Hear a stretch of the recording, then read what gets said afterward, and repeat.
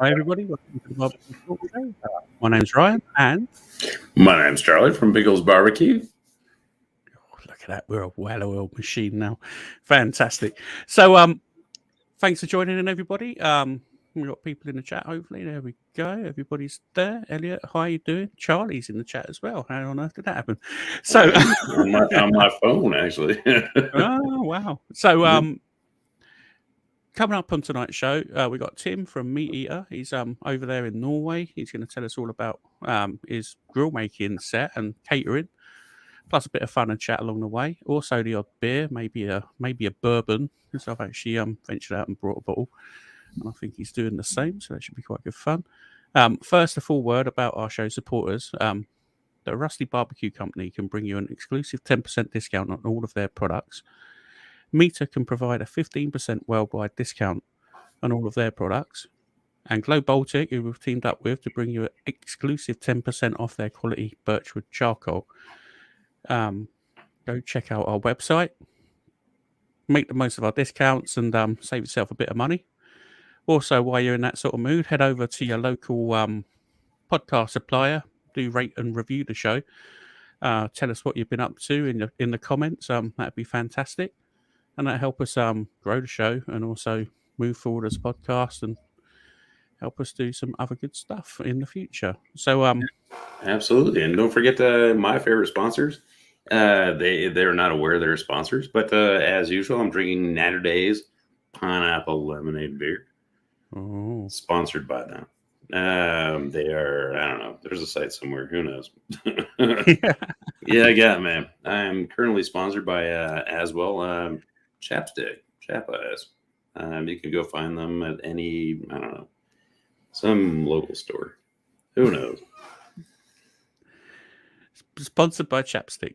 I decided I am because I was using it and I was like, well, sure, why not? They don't know that either, so it's it's a win. Well, to be fair, they don't know until you tell them. That's you've got to take the positive stance. Like you're endorsing their product. Winter's coming. You've got to keep those silky lips smooth. So yes, my silky smooth lips.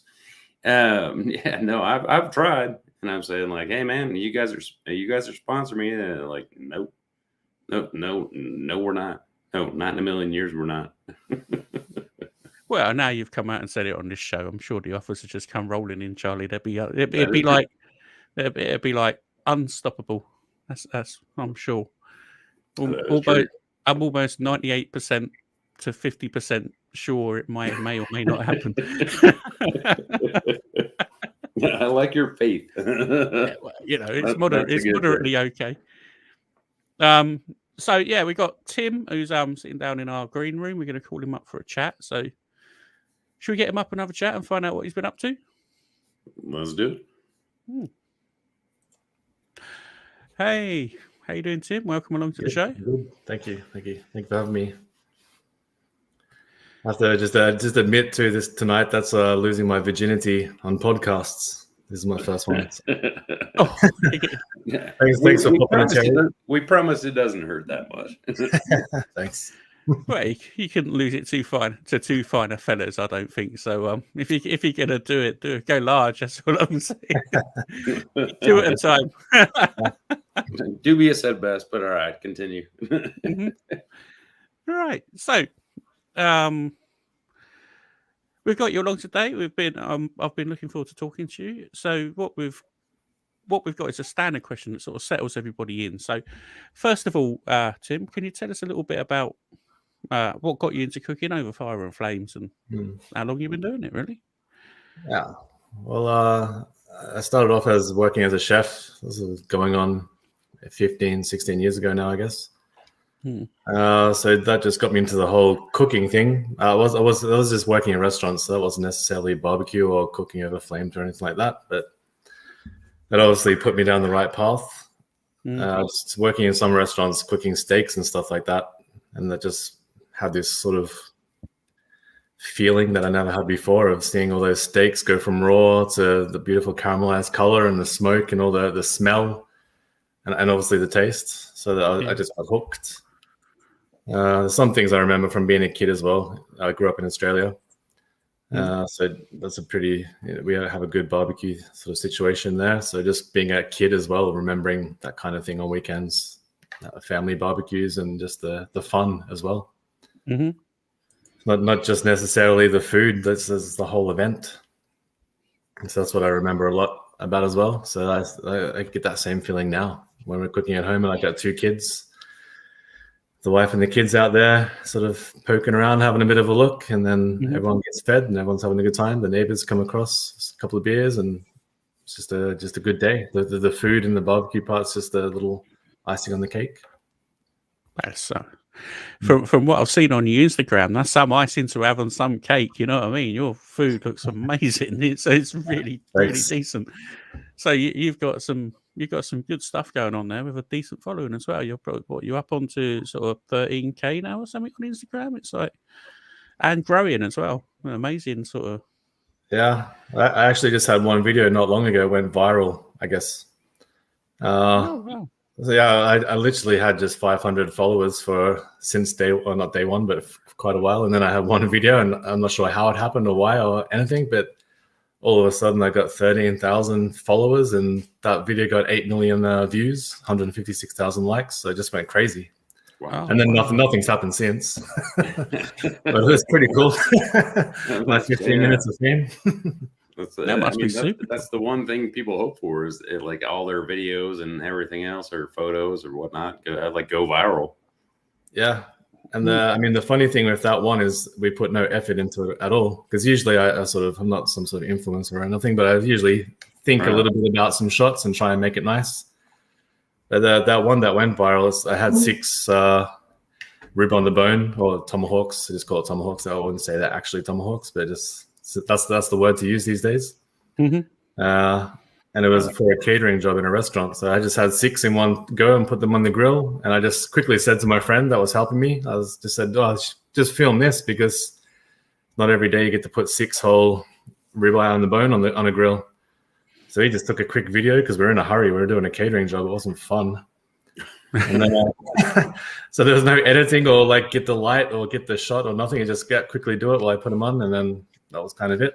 So it just goes to show you can put a lot of effort into stuff, but sometimes you just got to get lucky. Yeah, absolutely true.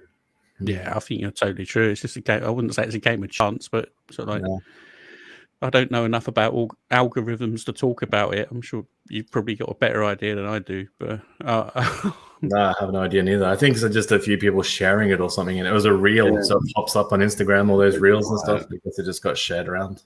Yeah, I think it's a game of try. And, one of these days, if you keep trying, like, one of those is going to hit. Yeah, exactly. So I haven't got any deals from Ferrari or nothing like that yet. So just waiting. If anyone's out there from Ferrari, just I'll drive a Ferrari for free. And just tell, like, as Ryan said, just tell them you're a sponsor, that they're a sponsor, rather. Okay. And just run with it. You guys are sponsoring me. You realize that, right? Yeah. I'll give that a try. I haven't tried that yet. We're working on an extremely lucrative deal with Chapstick at the minute. So, like, when all that comes off, we'd be heading to the retirement home, I'm sure. Sensitive and smooth lips. Yeah, there you go. Cool. Now that's a clip. Sensitive and smooth lips. Wow. So yeah, you touched on your chefing then. So what's your actual food background? So you sort of like, you went to catering school and stuff like that, graduated out? What's the backstory on that? Yeah, well, we have a bit of a different system in Australia. You just basically start working. You'll do an apprenticeship. We don't really you don't have a college or something. So you're just actually working full time. And then once a year, we go to a school. It's just like a 4 or 5 weeks, I think. And you just do some tests and some random stuff. It's not, you can't fail. It's just you get the paperwork signed off every year, and then eventually you become a chef, sort of thing. So actually, it was pretty much by mistake how it happened, because I was working in just laboring. I'd done lots of random jobs when I finished school. I was building these steel frame garages, and I was in the middle of summer putting insulation in the roof. It's pretty itchy and hot and just it's not a nice job. So I just went to visit a friend at the beach and I just stayed there for a bit. And then I just thought I was just cooking lunch actually for him. He was a baker. So he was finishing work at about 11 o'clock or something in the day. I just thought it was just a nice thing to make him lunch when he came home. And then I started to think this is kind of fun. So I just went through the phone book one day for no reason at all and called some random restaurants. Asked if I needed a chef and everyone said no. And I was like, oh, well, I'll just go back to building steel frame sheds, I guess. And then I guess it was a few weeks later or something, a restaurant called and was like, yeah, are you the chef? And I was like, yeah. Do you want to come in for an interview? We need a chef. So I went for an interview and they just asked me all the questions about what I've done and what my specialties are. And then I just had to come clean and say, well, actually, I'm not a chef. And then they said, well, we're actually looking for an apprentice anyway, if you want to learn. So I just thought, yeah, all right, sure. So I just started the next day and then the rest is history, you could say. It was pretty exciting that first night in the restaurant, all the not chaos, but the controlled chaos of the kitchen, just so much stuff going on. Chefs just working in unison. It was like a feeling I'd never had before. So I just stuck it out, finished my apprenticeship, became a qualified chef. Got lucky to work in a lot of good places. That was more or less how that happened. If that restaurant never called back, I would not be sitting here right now. That's for sure. Well, yeah, this is true. You know, I've always been fascinated about like chefing and working in the kitchens and all that because you see it on telly, and it looks like such a high pressure environment to be in, to like really intense. It is. And like, I mean, Tim, maybe you have the same experiences like I did when I was much younger. Yeah. Some chefs or some kitchens rather are quite insane. Yeah.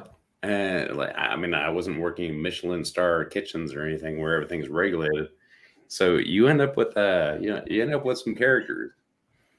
Some people who may, what happened to Tiny? Well, he was away, jail this weekend, and and then comes back. And what happened to our dishwashers? Well, they, different story there. All right, you're washing dishes now. The dishwashers, I don't know. I've never met such sort of cool, crazy, retarded, hardworking, special people as dishwashers. They're the backbone of every restaurant. But those guys are always the kind of guys that have done every single drug in the world, but they can also fix everything in the kitchen somehow. Somehow they're an electrician, a plumber, they're a delivery driver. They just know random stuff. Master of all trades. Yeah, it's really important to have a good dishwasher. It is a wild environment. So a lot of chefs don't last because you're standing on your feet nonstop. The pay is terrible. Yeah, and you're working for long hours. Yeah, and so I'm assuming that's what got you out of it. Well, yeah, a little bit. I've got 2 kids now as well with my wife. We're married with 2 kids. So it was when we got the second. I was running a restaurant as well for quite a few years in Oslo. When the second kid came along, I started to have to make a decision because, and especially being the head chef, it's almost a 24-hour day, 7-day-a-week thing. Even when you have a day off, there's people calling you about stuff. Something went wrong, meat didn't get delivered or something. So it's a lot of work. So we had to make a decision to be a chef or be a father, and that was a pretty simple choice to make. And also with my wife, she had 2 kids by herself, and she worked full time as well. Or more or less by herself because I was at work all the time. You're at work every night, every weekend.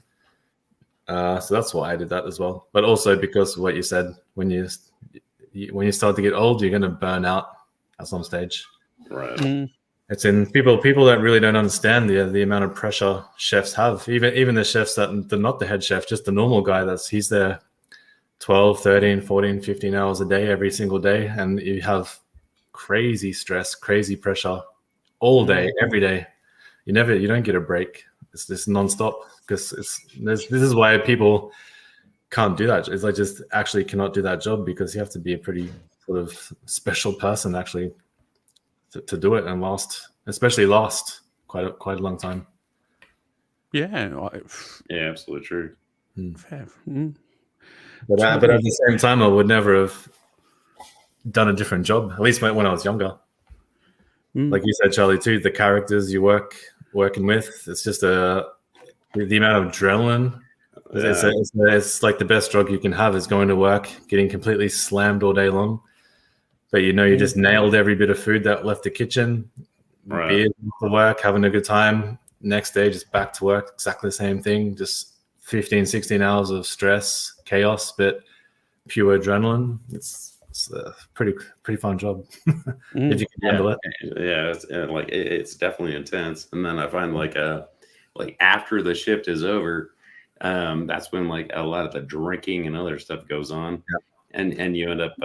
The funny thing is, like, you'll go from like chefs and know people at different restaurants. And so you end up going to hang out at a different restaurant with their chefs, and they end up making you food, or every chef's got their own favorite. Yeah, it's definitely like that's sort of stuff. Everybody, right? You're almost like a celebrity because you can go to a lot of good restaurants where your friends work. Oh, people tons and tons of money for food, and you just kind of stroll in with your normal whatever clothes you put on in the morning to go to work with, and get treated like a star. Right. You start to know all the security guards in the nightclub, so you just end up going through skipping line and going straight into nightclubs.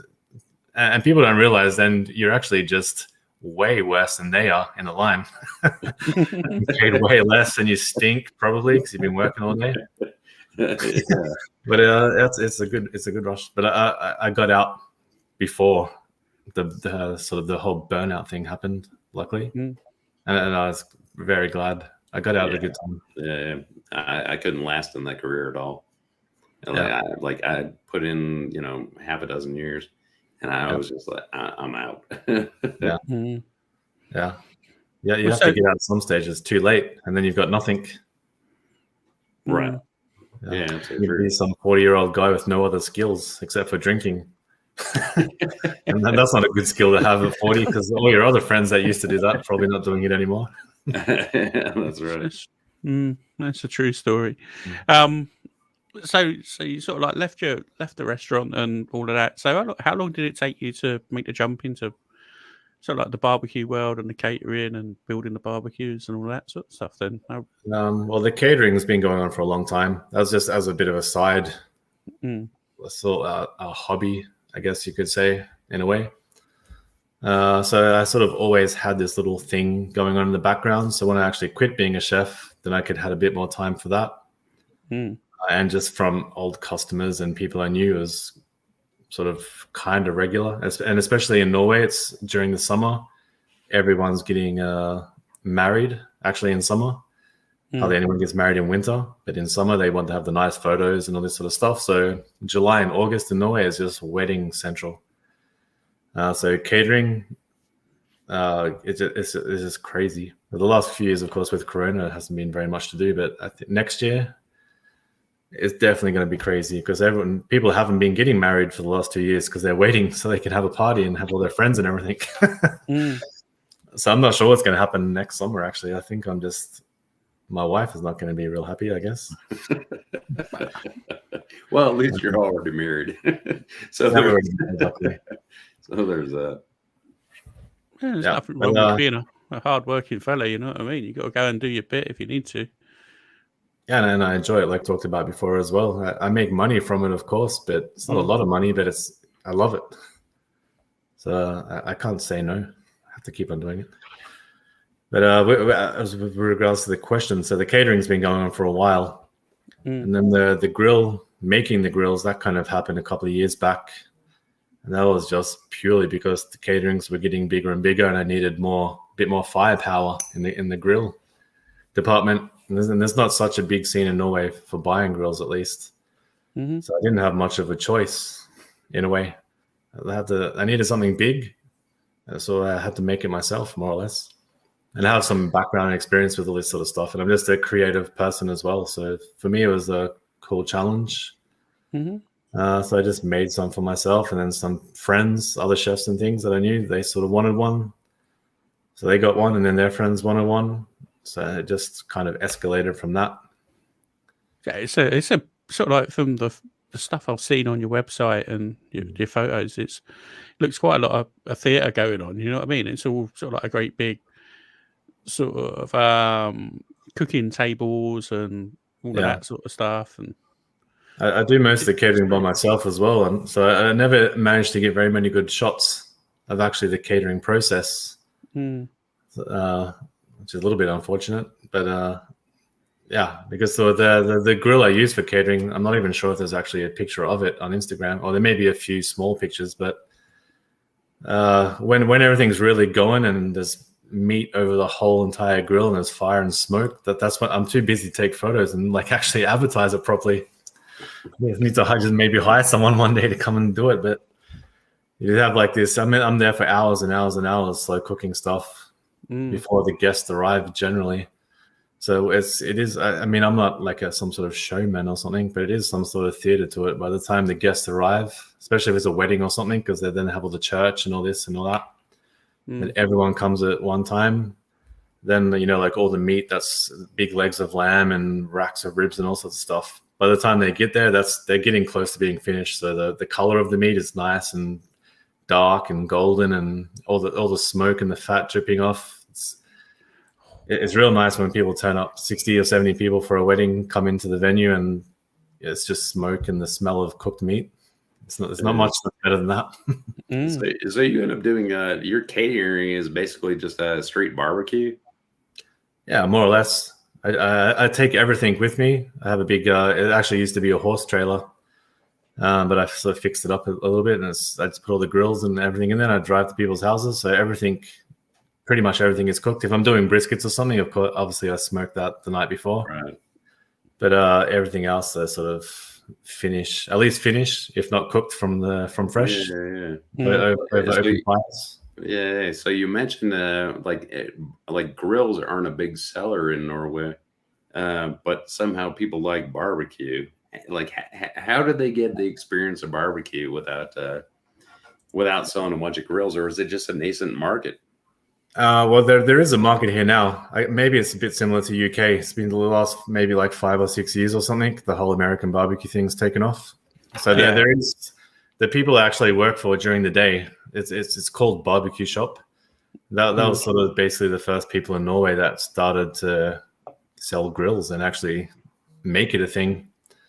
And they're still the biggest one, and probably, I guess, they're still the best. There's a few new ones popping up now doing the same thing, but I mean, Traeger's has just gone wild over here. And it's a lot of Traegers, and Weber has been around for a while as well, of course. But true.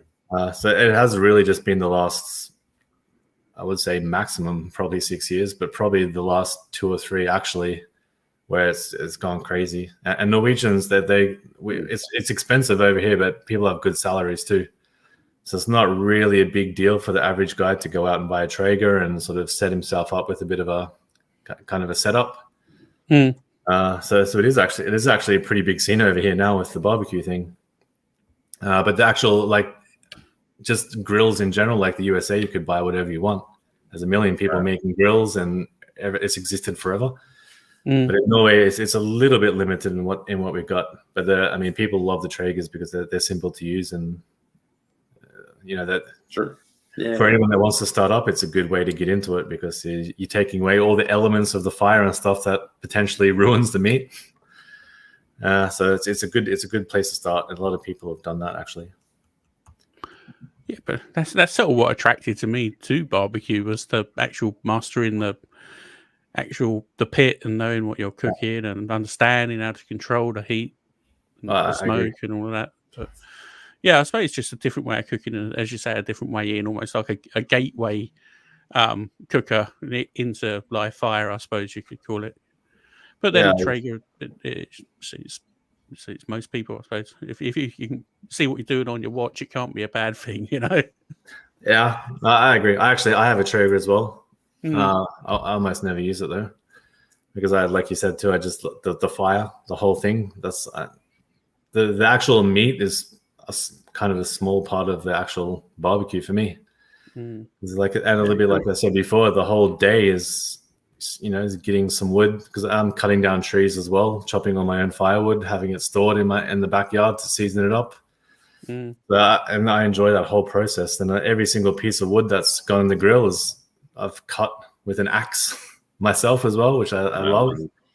And then just making the fire, burning it down into the coals, adding more fire, and just, especially with the catering, I do so much different stuff in one go as well. So creating all the different zones on the grill, real hot zone with plenty of charcoal, a little bit of the other zone to the side that's just burning wood, creating smoke because there's some legs of lamb or something hanging above that, and just moving things around the grill, creating different zones depending on what I'm cooking at what time. That's the coolest part of the challenge. Yeah. What can you do? Like, so you chop up your own wood. Like, what kind of wood do you end up using? What kind of wood do you end up finding around there? The wood we have the most is birch and pine. So that's pretty much what all the forests are, and that's what everyone uses in their home for the fire. But you can use it, of course. But we also have some maple around. We have plenty of fruit trees where I live, so there's plenty of apple wood. And we have there's a few oak trees here and there. So we have a bit like something like Craigslist that we have over here.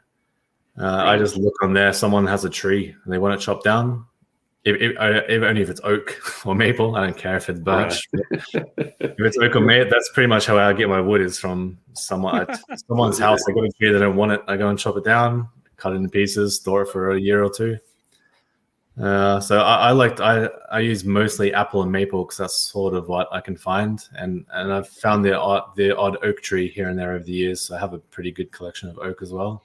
I try and save that a little bit for the smokers, but the maple I actually really like for both grilling and smoking as well. I think it's maple's really good. Pine not so much. No. The pine's okay for like some fast grilling and stuff. We have a cabin in the woods. Then I just use the pine and the birch because there's nothing else. That's the only thing we got, and we can't drive to the cabin, so I'm not going to carry a bunch of hardwood down there. Yeah. But for hanging around the cabin and just grilling some steaks, it's fine. But the smokers for sure, I would definitely some hardwoods. But, Uncle Steve's in the chat. How are we doing? Yeah, I quite like birchwood. We get a fair bit of birch over here. In my woodshed, it's cherry and oak at the minute, but I think I've got a bit of birch coming my way soon. So I look forward to that. That burns really hot, birchwood, doesn't it? So it's hot and fast, and then it's gone. That's why the maple and the oak is a good one, or any hardwood, because then it hangs around and you get some nice bed of charcoal. I said rowan wood works quite well. That must be a Norwegian tree. Is it? It's not common, that's for sure. I think it's called rowan berry or something in English. It's something we've never had in Australia. I never heard of it before I came to Norway. These little tiny orange berries, I think. I could be wrong. Maybe Olaf is better, knows more about it. I think it's little tiny orange berries or something on that tree. All right. I haven't used it myself. Yeah, you live and learn. What amazes me is that like different areas or different countries around the world, they have all different words to use, and like some of it sounds completely alien, like you've never heard of it before. But then they sort of explain it, and it's kind of the same to what you're using flavor wise. Yeah, I mean the thing is, as long as it's hardwood or like produces fruits or berries, like essentially you can use it. Otherwise not so much. Like watch out for some things. We've got a lot of people in Australia. We have a lot of mango trees where I grew up, and that's a fruit, of course. The wood that's a no-go. Really? Yeah. Why? It has lots of sap in it. Oh, okay. So I'm not sure if you die. I'm not sure if it's poisonous, but it's just not good. Real bad smoke, and there's a couple of small fruit trees like that definitely can't use. But I mean, cherry. We have a lot of cherry around here as well, so I use a lot of cherry. Yeah, cherry's awesome, and peach is really good. I don't know if you guys have peach out there.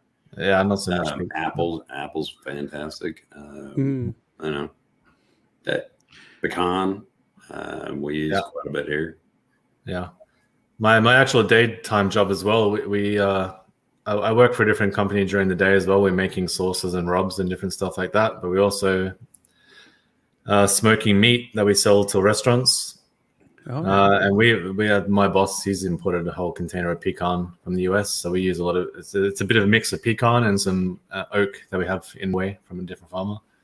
Oh wow, pecan is ace. That's good wood. I used to have a load of that, but I've run out now, and I haven't managed to buy any again. I mean, it's very good. It's mild, and like hickory would be like kind of a stronger wood between kind of pecan and mesquite, which is extremely strong.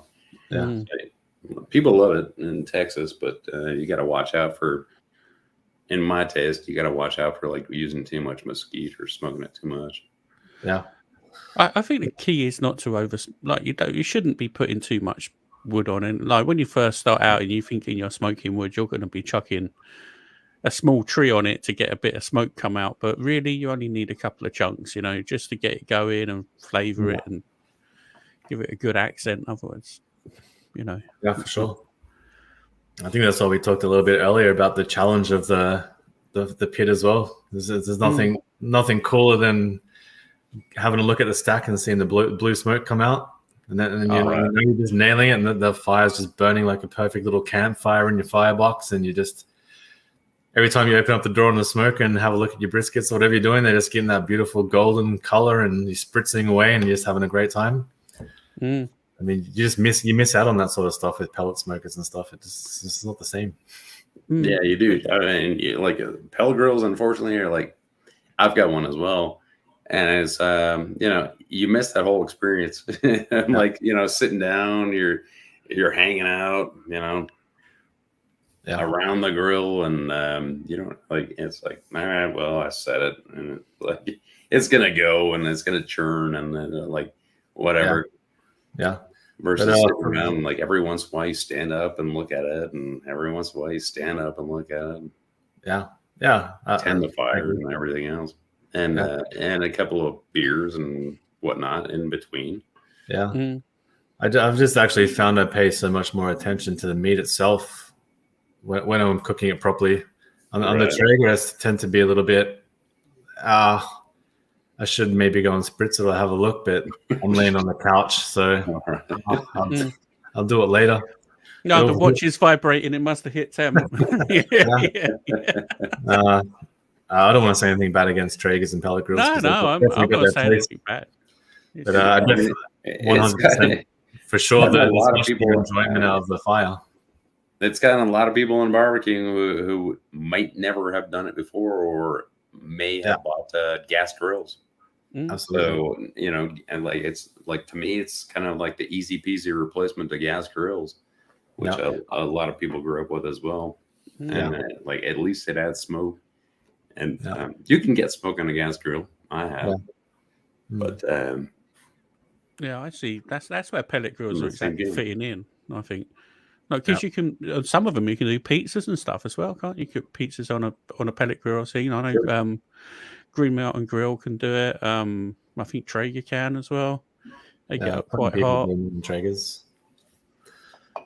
Wherever there's heat, you can cook. So, you can make pizzas on anything. Well, it's just the heat, isn't it? You got to be really hot for a good pizza, haven't you? That's the thing. If you want a good base, that's the way you got to aim. But what do I know? I'm just an old drum cooker. I shove it all in a can and let it cook away.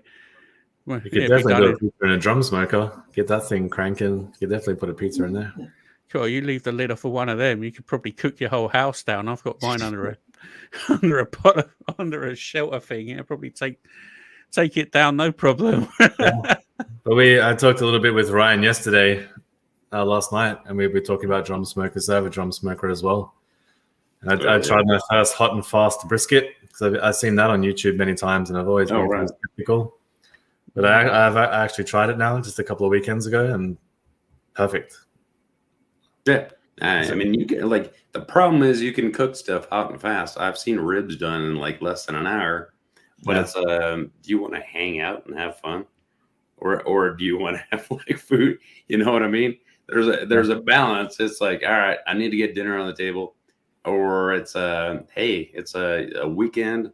I'm gonna hang out. I'm gonna have fun, and I don't want hot and fast. Like, I want That's a good point. That's a good point as well. I'm gonna sit here in a chair and throw back a couple of beers. Oh, that's a really good point. I didn't think about it that way. just let it go. Because I was actually thinking the hot and fast was good because I saved myself 10 hours on a brisket, but then I actually forgot about the other 25 beers that were in the fridge. It absolutely depends on your motives. Like if you've got like dinner on the table, or if you're, say you're catering or something, it's like, all right, that works. Yeah. But if you want to hang out and just have a blast, you kind of want to like, no, I'm out here. I'm cooking. Leave me alone. I'm busy out here. I got logs on the fire, and I got putting woods in. Like dinner will be ready, and when it's ready. When it's ready, yeah. I definitely don't disagree with that. But someone's mentioned a question that's a pretty good one. I think favorite cut of the flame, because there's a lot of different cuts that are obviously better off on different methods. But I think the flame for me is definitely some sort of fattier cuts of meat. Or, I mean, you can do a ribeye, for example, obviously is the classic, but it's the classic for a reason. You get all that nice fat dripping down the fire, and it's a quick cook. But I've really, really gotten into tri-tip lately. To me, that's got even more flavor than the entrecote, and it's still got the fat to make it juicy and drip down on the fire. But that's my go-to cut now. That's much cheaper as well. I can't believe you had tri-tip up in Norway. It's actually American. It's imported. So you're the one who's stealing it all. I can get plenty of tri-tip around here, but a lot of people around the country are like, I can't get tri-tip. I can't get tri-tip, and so I'll tell them from now on, go to Norway.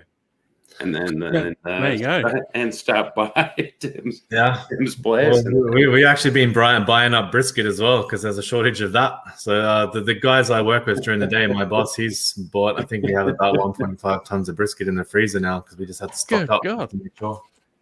My day job, I'm cooking 20-25 briskets every Wednesday. We just do like a once a week cook for wholesale. So we're doing 120, 130 kilos of brisket. We're doing pork butts, all sorts of stuff. We're selling to other restaurants and things like that. That's a good idea. Yeah, that's a really good idea. It's all imported. We buy just about everything from the USA because the Norwegian meat quality is not as good. The American stuff, of course, if you buy the right stuff, obviously there's probably some shit stuff in the USA as well. But if you know what you're looking for and you get the good stuff, then you can't get Norwegian meat that's the same standard yet, but it's definitely improving for sure. Wow, I thought you'd be banging the Australian drum, all the Australian briskets and all that sort of stuff. They're pretty good. Yeah, well, we have some, but it's easier to get it from the USA. Really? Yeah. Wow. We got so many taxes and stuff in Norway as well, so it's a bit different. I'm not sure about actually all this stuff. I'm not the one importing directly. This is my boss that I work with, but it seems to be much easier to get from the USA. The Australian market is still pretty small as well. We don't have the huge farms like the US has. But we have very high quality, that's for sure. But a lot of it goes to Japan, and a lot of it stays in Australia, and that's about all the meat they got. So there's not enough to just be taking it all around the world. Mind you, talking about Australia, like I think lamb benefits like hot and fast as well. So all the fat can render down and drip in. There's for sure. That's one of my. I want to get like a fire bowl or something and cook me some lamb over a proper fire. That I'm just about to pull the trigger on something this weekend, and I'll be raving about it next week. I'll be all over the. Now for the Big Red's banjo, his question about the meat on the flame, then definitely some lamb cutlets on the bone. Nice little fat cap around the edge. That's definitely something. Delicious. Put that on some real high intense flames. Just cook it nice and medium rare-ish. That's delicious. Absolutely delicious. Yeah. And also Wagyu chicken, and it's quite a big thing, isn't it? Yeah. All right. A couple of questions here. When did you move over from Australia to Norway? Well, yeah. So my wife, she's Norwegian. We met in Australia. She was studying over there. We've been together for a little bit, so it was getting serious at least. And her study, she was finished with her studies, so her visa was running out. She had to return. So we're tossing up what to do. But we wanted to stay together. It was a little bit like, is she going to stay in Australia or should I go to Norway? Right. She's really close with her family. It's a really nice family. And so we were sort of leaning towards Norway. And then actually at the time in Brisbane, this was all happening. We had a huge flood. So actually the city of Brisbane, a lot of stuff got destroyed. So the restaurant I was working in, it actually went underwater. Wow. So I didn't have a job. So that made the decision real easy. So, yeah, I have a Norwegian wife that when I met in Australia, that's how I got here. But when? So I've been here for 11 years now. Okay. Yeah, so it's been a while. So now this is my home now. We have a house and the kids and everything. So this is my house. Of course, if I go back to Australia, we don't go that so much because it's a long way and it's expensive. But as soon as I get off the airport and you have that real warm, humid air that we have, especially in Brisbane, it's tropical part. Right. I get that home feeling again, of course. But Norway is definitely that's my home now for sure. It's such a different environment as well. You always like Norway. It's such very, very sort of cold and almost the complete opposite of Australia. You know, I wouldn't say. What's the word I'm looking for? Sort of like forest. Well, they're opposite sides of the globe. Yeah, well, so if you look at a globe, Brian, you got Australia down here, you got Norway up here. Yeah. So yeah, pretty much. We talked about this funny thing with my wife and different people as well. Because in Australia, when you're a kid, if you're digging a hole, it's like your granddad's always like, "Hey, if you keep on digging, you end up in China." And then I find out when I come to Norway, they've been told the same thing. We've been told the same thing in the United States. So I heard that growing up nonstop. Yeah, but it's much different, of course. But the people actually, they're kind of similar to Australia. They're kind of laid back and so the language thing. When I first came here, I didn't speak Norwegian, obviously. But their English here is so good. All the Scandinavian countries, they learn English the same as they do any other subject at school, more or less. So, I mean, you can meet like a 9 or 10-year-old kid in the street and he speaks better English than the Australians do. Can you break that down in Australian, mate? Yeah. So it wasn't actually such a big change. Obviously, the snow and stuff. Especially living in Brisbane tropics, there's no chance of snow there. So that was different, but it's almost most of the time it's actually more comfortable here because in Brisbane it's just sometimes it's just too hot sometimes. It's hot and it's humid, so there's a lot of days you just as soon as you go outside, you have air conditioning in your house and every building has air conditioning, but when you go outside, then you're on your own and you're just sweating. Your energy levels are just shattered to pieces.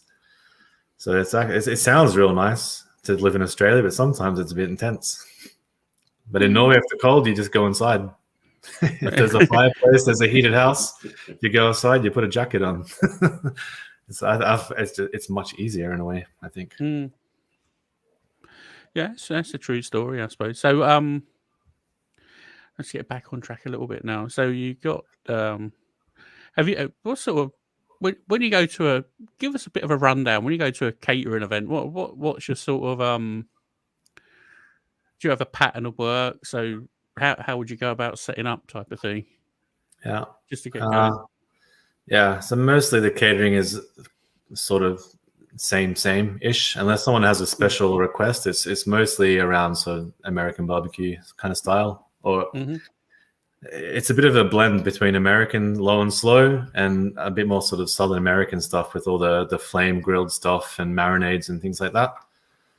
And mostly it's from people. It started off from people that I knew, and then they had some friends of friends, that sort of the next year, the next summer, I would get a phone call from someone. They're like, "Hey, I'm a friend of someone, blah blah blah, that I know." So they already kind of knew what I was doing.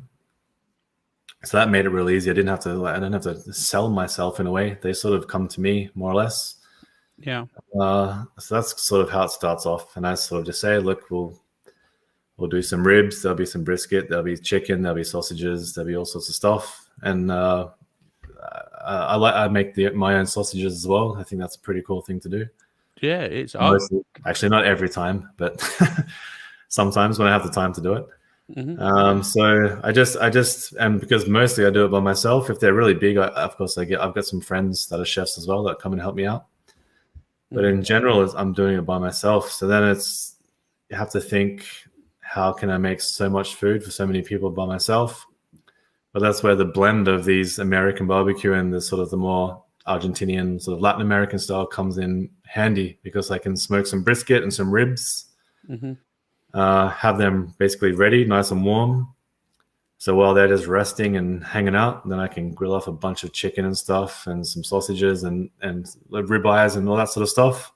Yeah. So when I'm ready to serve, then I actually got tons of food, and I usually pretty much always do it as a buffet style. So then I can have all the food actually still on the grill, keeping warm and cooking, and all the smoke and everything's going on. I just slice up a few ribeye, a bit of sausage, a bit of chicken, take a brisket, take a few slices off, serve some people, take some more off the grill, slice, serve, and just repeat that. And it's all the food's coming off pretty much as good as it can get, because it's all mostly freshly cooked, all nice and hot. And the people don't mind waiting for it. They're sitting there watching you flipping around steaks and flames going everywhere, I suppose. Yeah, flame, smoke, and then you're just chopping up all the meat to order. Rather than a lot of catering, you just get like a big aluminium tray full of stuff that someone heated up in the kitchen 25 kilometers away or something and just got delivered. So this way, it's actually kind of easy. I mean, obviously the planning and everything, you have to plan what you're going to do and have to do it properly, but it's kind of simple once you know what you're doing. And as long as nothing crazy, if you get it can rain a lot in Norway. I've always been pretty lucky with the rain, actually, fingers crossed, knock on wood. But usually it goes pretty smooth and it's pretty nice. And the summer in Norway, we've got almost sun till midnight where I am, so plenty of light. Everyone's in a good mood. And it can be 30 degrees during the day in Norway as well. I'm not sure what that is in Fahrenheit, but in Celsius, 30 degrees, that's a pretty hot day. Yeah. It's warmish. I can't do the math, but it's warmish. Yeah, it's pretty. It's up there. I mean, 30 degrees in Brisbane is like a summer day, even. So it can actually get pretty nice and warm here, and just the sun shines out. People are just having a good time as well. So it's an enjoyable event. You've got the food, or like I said, the smoke and the food and all this stuff going on, plus all the people, and it's a wedding or something a lot of the time. Yeah. They're happy. Everyone's having a nice time. There's plenty of champagne and beer, and it's just a really cool vibe. Yeah, it sounds like an absolute, almost like a theatrical experience. You've got everything kicking off, and so the meat and the smoke and the beers and just the general good time. It sounds like an awesome experience. But it's a joy to go to work in those days. Just to sort of spin it around a bit. Have you ever had anything that's sort of gone a bit sort of, oh no? Have you had a sort of like moment? When you're well, like I said, I've been lucky with the weather. So I've been pretty lucky with the weather, but we did have one time it was for a wedding. I think it was about 100 people. I don't remember exactly, but something like that, 90, 100 people. And these guys, they knew some farmers that had lambs, so they wanted to supply a bunch of lamb legs. And I was fine with that. I was like, that's cool. Some local farm lambs. It's cool. When I got there, it was frozen. Wow. They took it out the day before or something, but it was basically, it was still frozen. It was half frozen. Luckily, I had a friend with me that day, and he's a good chef as well. So we were talking together, and I was like, oh shit, I'm a little bit worried about this now, because it was still about 6 hours till we had to serve the food, but I'll generally spend 4 hours on a leg of lamb that isn't frozen. So this one was hanging above the flames like usual, just sort of slowly cooking, getting some flavor and stuff. And this was about 3 or 4 hours later. It started to look nice on the outside, of course. But I was like, I better just check this thing. I shoved the probe in, and it was plus 3 degrees Celsius. Which I'm not sure. I don't know what that is in Fahrenheit either. But it's basically that's your fridge temperature. So it had just cracked over freezing point in the middle. And when it was coming on, actually, I think it was about 1 hour or maybe 2 hours till we had to serve. But of course, I want to rest this meat for at least 1 hour, whole leg of lamb. So then me and my friend really looked at each other and was like, okay, now we're kind of in the shit. So we just wrapped that whole thing in tin foil and pretty much just threw it into the coals and turned it around and tried to just get it done. That was exactly what I was going to say. Did you foil it? And yeah. We just steam it and then grill it. Yeah. Man, that's where the whole experience of being a chef comes into handy, because we panicked, but at least we knew if we did this and did it that way, we had a good chance of at least it not being cold and raw. But it ended up coming out pretty much perfect, luckily. And we of course we were still skeptical, but like, this thing hasn't hardly rested or anything, and it's just pripped the fuck out of it. Yeah, it's been on like charcoal's burning at like 1,000 degrees centigrade or something, whatever it is. Yeah, but it actually came out really, really good. So we got out of it luckily, but that's probably, I think that was the most stressed I've been in a catering job. So then you started doing it that way from that point on, right? I actually never did it again. But you said, "Hey, man, no, you're like, give me a frozen leg of lamb. Yeah, not this not frozen stuff." Well, it doesn't have the same theater when there's 2 chefs dressing with a leg of lamb wrapped in tinfoil shoved in the fire with 3 different probes in every 5 minutes to see if anything's happening. Yeah. I beg to differ. If you was a fly on the wall, I bet there's plenty of theater going on. Yeah, maybe a guy that knows that we're in the shit, he's probably loving it. Yeah, if you were mic'd up, that'd be fucking gold, I reckon. Yeah. I will tell you, I mean, you can do a rack of frozen ribs, and you can do like frozen steaks and everything else. You can cook them up. Yeah. But a whole leg of lamb is a whole leg of lamb or a brisket or a little bit of a challenge there, especially if you're hitting a time limit. Yeah, it's a wedding as well. 100 people turning up, so you don't want to mess around with the wedding. But it turned out good at the end, luckily. But actually, I've just been so lucky with weather, because weather in Norway can be hell, raining and windy. But I've almost not ever done a catering job in rain, which is crazy in Norway, especially. I'm surprised you got away with not having more issues with doing weddings, because for the bride and the bride's mother, especially sometimes, weddings can be a really stressful time. Yeah. And they will put that stress on the caterers. They will put that stress on everyone serving the wedding. Yeah. I mean, like I said before, Norwegians, they're pretty laid back. They're pretty cool.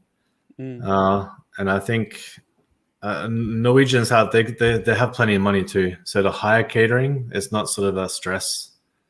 I guess in UK, USA, Australia as well, the cost of a wedding, that's stressful because it costs a lot of money. Right. So I think a lot of people probably try and cater it themselves to save the money, but that ends up being so much more stressful. But for a lot of these Norwegian families, it's not an issue to pay someone to do it. So the stress is gone from that. And since most of the catering jobs I've done have been recommendations from other people, I just sort of luckily instantly have the trust level pretty high. And then just like, okay, we heard good things, and it's something new as well. So they're pretty excited about that. And I just, like I said, just a general vibe in the whole country during summer on a nice sunny day and everyone's having a nice time. It makes my job so much easier. There's not the whole bridezilla thing over here that I've heard about on TV. Yeah, happens here quite a bit. Yeah, or maybe it exists, but I haven't experienced it. I've just had really good experiences with the catering. Oh, that's really nice, to get that sort of vibe going with your catering stuff. So how did you sort of what came first, the sort of the catering or the actual barbecue construction of all of your pit, your fancy pits that you do? Yeah, the catering was first for sure, because that was just a natural progression of the chef life. And also, when you're a chef, people are asking you if you can do events for them because they've been to your restaurant and they love it, so they want to have that for their 40th birthday party or 60th birthday party or something. Yeah. So that's the catering has been going on for quite a while, but the grill thing started, or at least basically 2 years ago is when I started selling stuff, more or less. But that just came out of necessity to have bigger grills and better stuff that wasn't available in Norway. Or if you have it available, you have to buy it online or something, and they have to ship it from the US. With all the taxes and things we have in Norway, it will just cost a fortune. So and like I said too, I'm creative. I like making stuff. I like the challenge of sort of getting your hands dirty, and I mean just chop down a tree, cut up an animal, build a grill, cook the whole thing, and eat it. It's like the coolest thing you can do as a man. Absolutely, you've just ticked all of the boxes there. It's like that is a good point. Yeah. So I just fell in love with that the same way I sort of fell in love with food when I first started that first chef job. It's a completely different environment as well. I don't have the stress and the chaos of a restaurant, but I mean, you really got to think about what you're doing because it's really expensive to buy steel, definitely in Norway. And now as well in the US, because I follow all these guys on Instagram that are building stuff. Same here. My prices have gone up extraordinarily for building materials and all sorts of things during because of the lack of supply chain. Yeah, of course. So you don't want to make a mistake because if you have a bunch of steel that you cut wrong or something's happened to it, it's a lot of money to throw down the drain. So you're really thinking. I enjoy that sort of problem-solving thing as well. So all the grills I make are made to order. A lot of them are pretty much the same dimensions because a lot of people don't know what they want. So they just see something on the website or Instagram and they just say, that's a good size. That looks cool. I'll have the same. Maybe there's some small differences, but they're made to order. So there's a lot of thinking, planning. I have like a program, like a 3D program on the computer that I draw up things first. Which I didn't have that at the start. At first, it was just pen and paper, and my brain is not always reliable. But there's just a lot of putting welding stuff together and seeing how it looked, and then figuring out how to fix it or how to make it better or what to do different next time. But I've done it quite a lot now, so now I have a pretty good system. But at the same time, I'm always thinking how to make things better. Oh, of course, yeah. You improved. And just the welding in general, just making welds nicer and the finishing, all these sort of little skills that every time you do something, you can just make a little bit better every time. Same as cooking a brisket or something. I've never cooked any sort of food ever that I thought was 100% perfect. You're always like hitting that 95% or something. You just every time you cook a brisket, you're trying to do it. And then if you're like me, like you'll find some meats where like I've done this a million times, and this one is just not cooperating. So you end up like you can't have a plan necessarily for doing meats at a specific temperature and like, hey, it's going to be done every time nonstop. 100% the same exact way. Like every meat is its own meat, and every cut shows up like completely new, which is always a challenge. Yeah, but that's the fun of it. That challenge. Yeah, absolutely true. Yeah, like you said, you have this sort of plan in your head, but it's always these tiny little curve balls that come in and different little, and just the finishing touches and everything. You can. I mean, what rub are you going to use? Do you want to go salty or sweet? Or do you like sauce, not sauced? Right. Do you wrap? Do you wrap in tinfoil? Do you wrap in paper? Well, everything. There's so many cool little tiny things you can just tweak and change. Yeah, it could be like the wind, like the wind's coming down this time, or it's raining down, like, or it's there's like it's more humid today than it was yesterday. Yesterday, it's like, all right, you gotta watch that thing. So I get the same sort of experience when I'm making the grills with all the welding and stuff. There's different types of welding. Right. There's so many. There's just the welding torch and all that sort of stuff itself. There's so many accessories you can buy. Do these little tiny tweaks and little tiny things to change. So every time I'm making something new, I generally try something a little bit different. So like an educated guess, but there's always that risk factor, which makes it exciting, but stressful. It's the same as doing a huge brisket or something. But the rewards sort of make up for it, because in the end you end up with a really beautiful grill and you deliver it to someone's house, and they love it. You get some more knowledge of what you're doing as well. Just keep on perfecting the craft. I just enjoy it. There's nothing. So the materials you use in your grill, there's a lot of stainless going on, which is all nice and shiny and that sort of stuff. But equally, it's really difficult to work with. So that must have been quite a steep learning curve to sort of master a good way of manufacturing that into something that you can use reliably. Yeah. I started off just doing everything in carbon steel because that's the cheapest. So obviously it's the same as barbecue, or maybe start off with chicken wings or something. If you ruin it, well, you can probably still eat it, but it's not a huge loss. There's a little bit I like with the carbon steel. But obviously the professional stuff, if you want to get into commercial kitchens, it needs to be stainless. But that was just like a natural progression as well. You need to keep on moving up. But I'm actually real lucky. I have a really good friend of mine from way back. We've been best friends since we're 6 years old. He's actually a real metal fabricator, and he's done that for his whole life. So I've got a bunch of tips from him, especially with the stainless, with the carbon steel. I'm mostly doing MIG welding, or I started off stick welding because that's the easiest and the cheapest to start off with. That's like the real old school. I actually think it's pretty cool. I like doing it. It's pretty cool. I think the finish on that's quite nice. It's like a nice wavy sort of finish on it. It looks pretty cool to me, quite rustic. It would probably be a better way of putting it.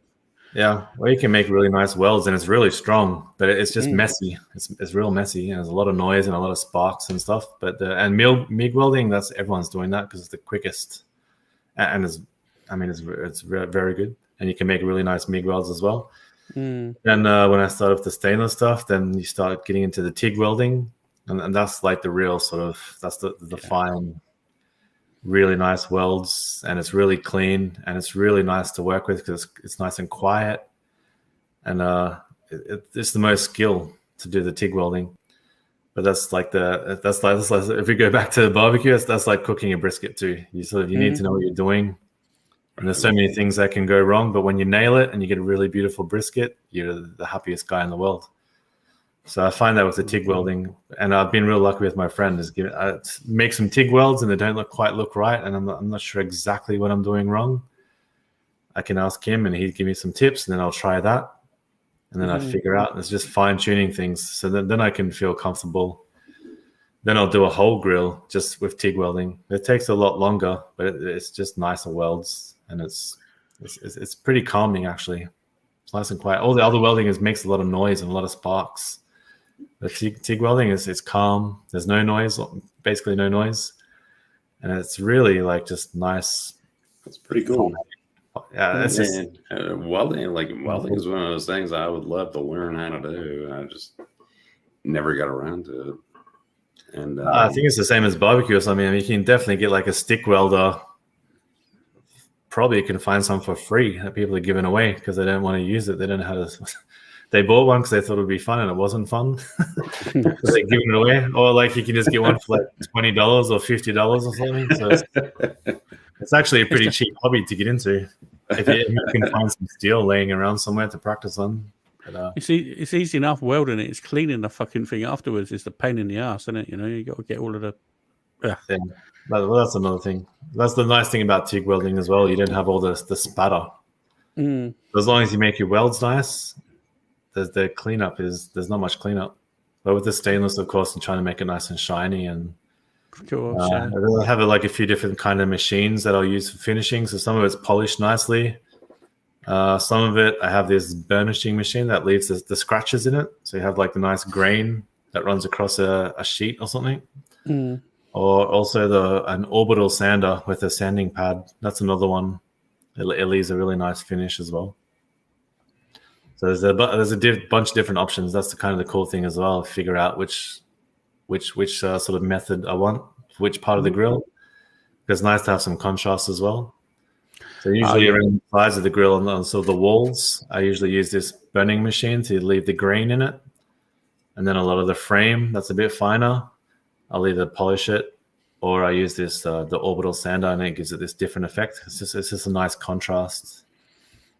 You've got to be careful. You don't want to get scratches in the steel, so you have to be quite careful with what you're doing. I think a satin effect looks quite nice on stainless steel as well. That looks pretty good if you can get that down. It's almost like a muted shine, if you know what I mean. Not out and out glary. If you use the orbital sander with the sanding discs, you get this sort of satin. Yeah, and it's actually a little bit. It's nice to do that because you can kind of hide small scratches and small things that you've done.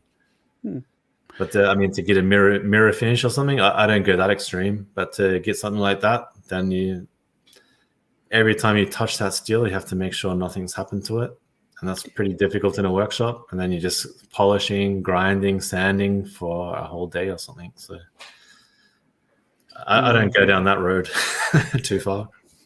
Gleaming is what you want. A beautiful gleaming grill coming out. Well, the thing about a barbecue, is that you actually want to use it. So, as pretty as it may look, straight off the storeroom floor, you're going to use it, and it's going to I bought stuff, and I'm like, oh man, it's real pretty. I'm going to use it. Yeah, and that's sort of the dilemma after a while. I have think about this a lot because I spend so many hours polishing and grinding things flat, perfect surfaces, and painting everything's nice. And then, like you said, pretty much after your first cook, you're going to use it, and it's going to be what you want is the patina on the whole thing. Yeah, as opposed to hey, look at me! I just bought a brand new barbecue, and no, you want to make it look like it's 20 years old and you've been cooking on it for 20 some odd years, and kind of the way you want it to look, give it the aged look. Yeah, the aged aged jeans growing up. That's what everyone wanted. So it's hey, yeah, these are aged. You just bought them from the store. But then again, from a manufacturing point of view as well, if you're actually you're laying down some serious money for a grill, you want the weld to look good, you want the finish to be great, you want it to look on point when you sort of get it delivered, So you're getting a thing roll up, and it's boom, and then it's down to you whether you cover it in crud or whatever. We're not making no, I totally agreed, but we're also by the same token not making fancy dresses. So it's not you got your fancy dress, you're gonna hang it up afterwards. You got your grill, and hey man, and a lot of people do this with custom grills. They'll make them look aged. Yeah. They'll make it look like it's used, it's built out of something, is looks like it's almost rusted over, but it's it's not. There's a clear sheen on top or whatever else. But it looks cool.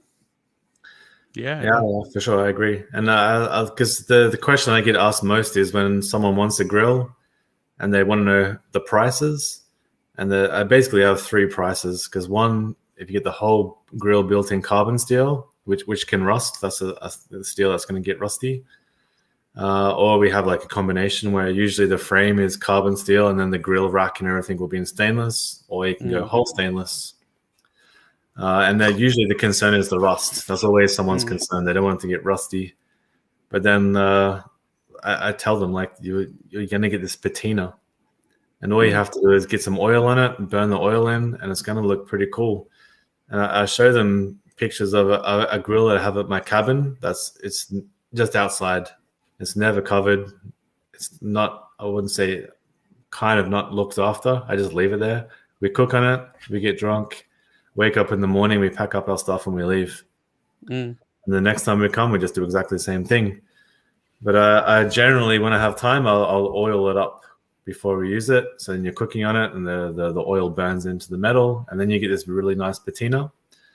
But that thing's been there for 6 or 7 years now. And it's almost been oiled up and burned in so much, it's gone back to perfectly black and almost looks brand new again. And it's in such good condition because of all that oil. It's perfectly non-stick. For 4 or 5 months out here in the forest, it's covered in snow. So you couldn't get a better condition for something getting rusty than being covered in snow and melting for 4 or 5 months. But this grill, it's got to the period where it's been oiled up and burned in so much, it's going to be there forever.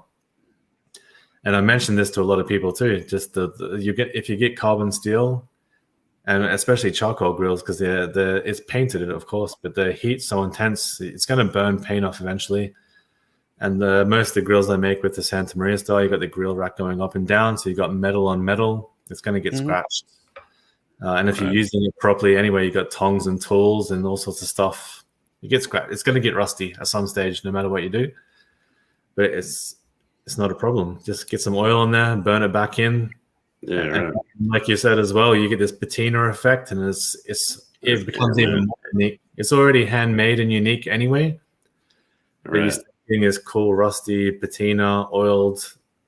No one else in the world has a grill like that. Exactly, yeah, absolutely true. And like, imagine going to a music shop and you get sold like, hey, do you want a new Fender, or do you want this old Fender? The old Fender is like Jimi Hendrix's Fender that's been like just burnt with lighter fluid on the stage, and everything else is worn down.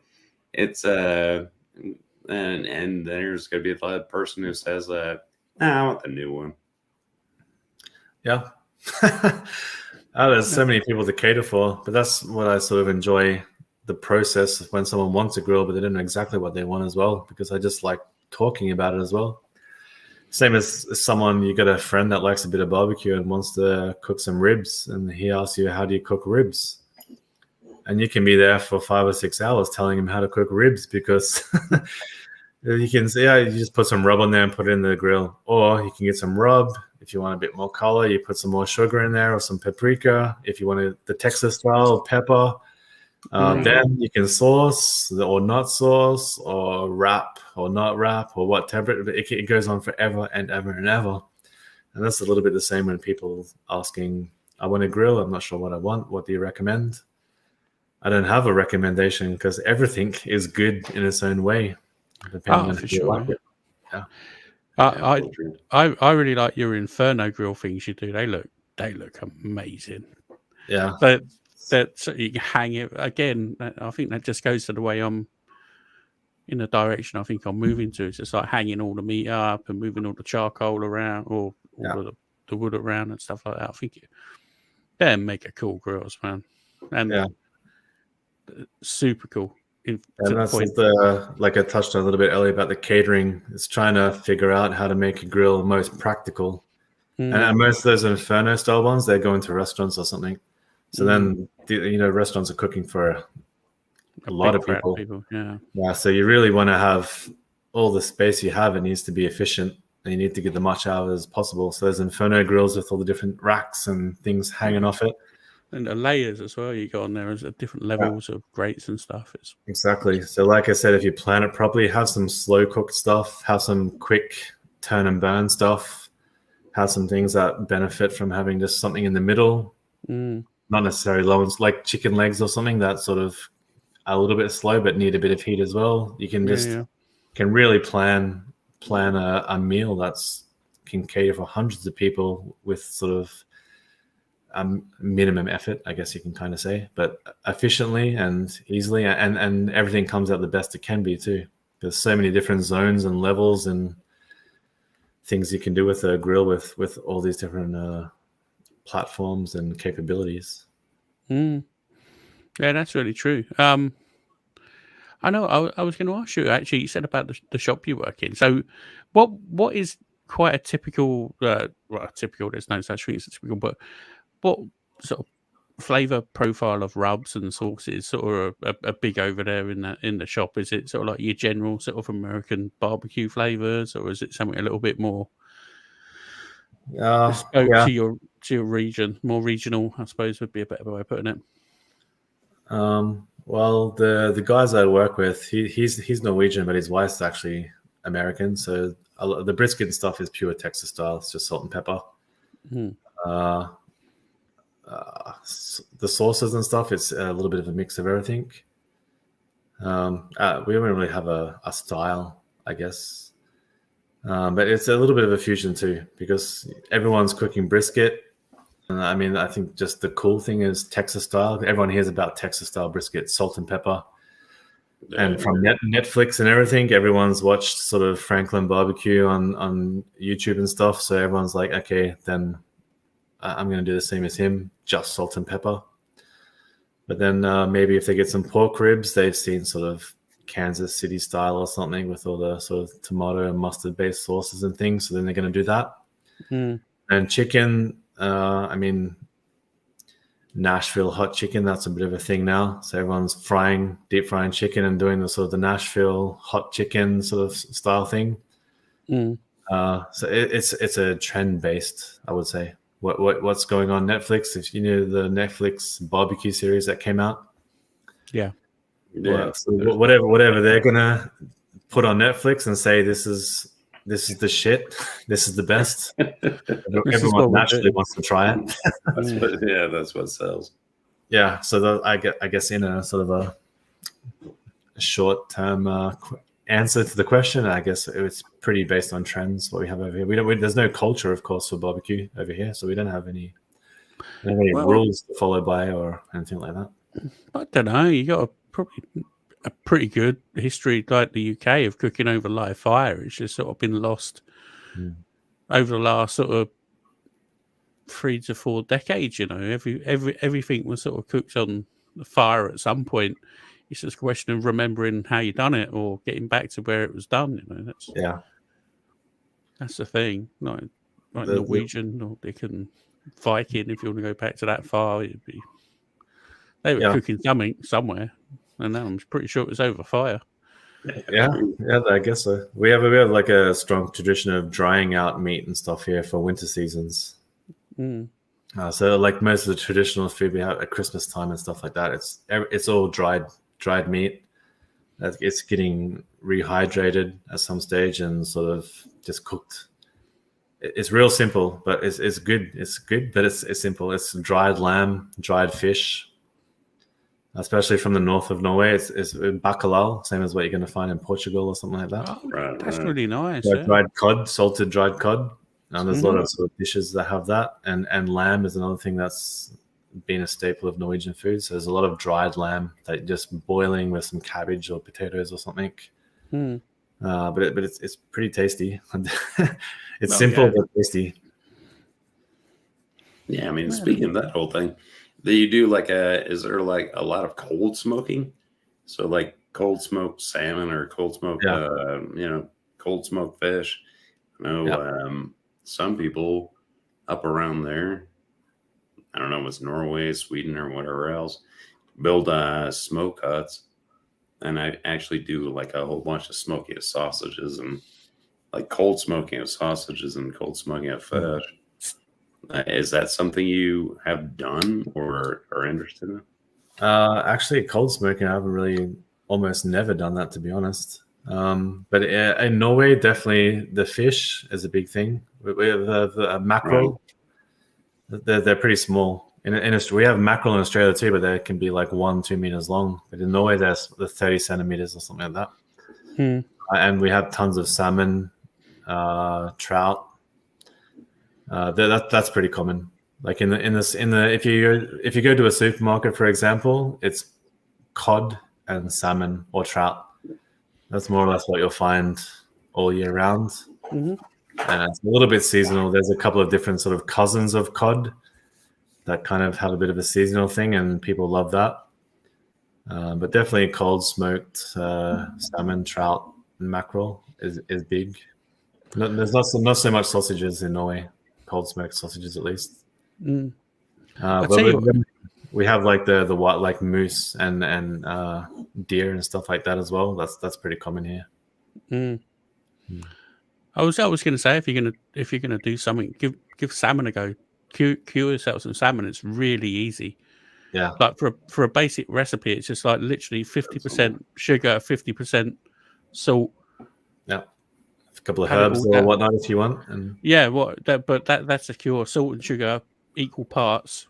Cover your fish. Vac pack it. Put it in the fridge. Turn it every day. Yeah, I think it's 1 day per inch of fish. Yeah, so if it's like 2 inches, like put it in there 2-3 days. Take it out. Let it form a pellico. Bang it on the cold smoker. Bang, you've got cold smoked salmon, and it is. Oh, you'll never buy anything like it. Yeah, I agree. But have you heard of Gravlux? Yeah. I'm going to be making some of that for Christmas. Very good. Yeah, so nice. That's a Scandinavian thing. Mm-hmm. Because I remember being a chef in Australia. It was a trend, the Gravlux, and I didn't know what that meant.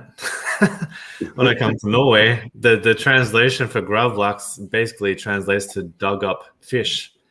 Because back in the day, it was just fish that was buried down in the soil to be preserved in sugar and salt. Mm-hmm. So the translation, it means dug up fish. dug up salmon. Lux is salmon in Norwegian. All right. Or Swedish as well. It's basically the same. It's a pretty similar language. So it actually translates to dug up salmon. Well, I'm going to be making me some dug up salmon then this season. I'm not sure where I'm going to bury it, but I'm going to definitely make it.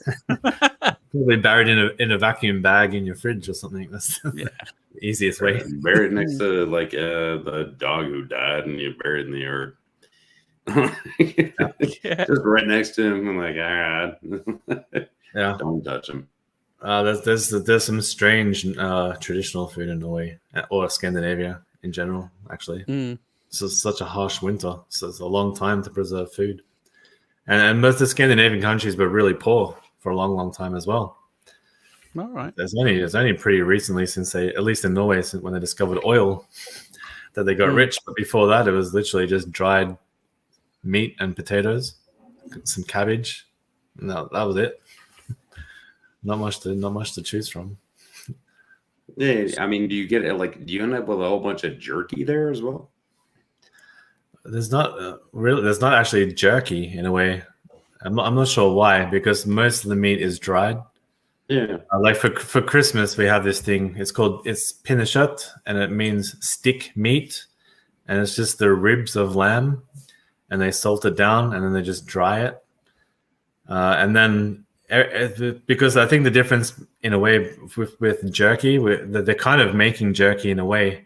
Yeah. But when you prepare it, it's always rehydrated, and it's always put back into water.